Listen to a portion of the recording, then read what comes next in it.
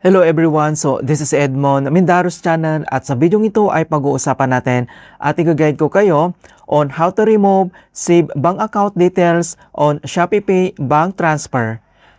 Sa paggamit naman ng bank transfer dito lang sa ating ShopeePay account ay pwede rin natin i-remove yung mga bank details na nakasave lang dito sa ating ShopeePay account. Kaya kung hindi mo kabisado kung paano yan gawin, then stay tuned ka lang at start na natin. So ang next step ay kailangan mo lang mag-login or i-open mo lang dito ang yung Shopee app, i-click mo lang. Dito lang sa ating Shopee homepage and kailangan mo lang itap dito yung Meta profile na makikita lang dito sa bottom right corner, i-click mo lang.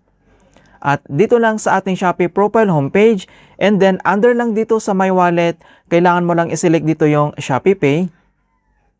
And then madadirect agad tayo dito sa ating ShopeePay. So since ginagamit natin dito and then yung bank transfer, so may mga nasave dito na mga bank account details. Ayan kung paano ba natin yan i-remove.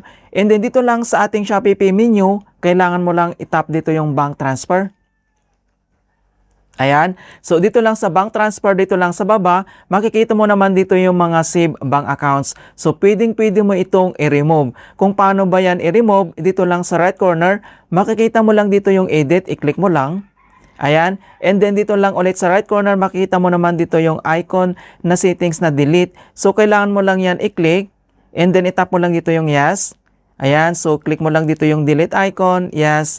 Click mo lang dito yung delete and then tap mo lang dito yung yes. Ayan. So makikita mo naman dito na na-remove na yung mga bank account details na nakasave lang dito sa ating ShopeePay account. Ayan. And then i-click mo lang dito yung done kapag okay na. Ayan. Okay. So makikita mo naman dito na na-remove na natin dito yung mga bank accounts na nakasave lang dito sa ating ShopeePay. So napaka-simple lang talaga. Ayan. So in hope na nakapagbigay ako ng konting kalaman at guide tungkol sa ShopeePay app tutorials. Thank you guys and see you in my next tutorials.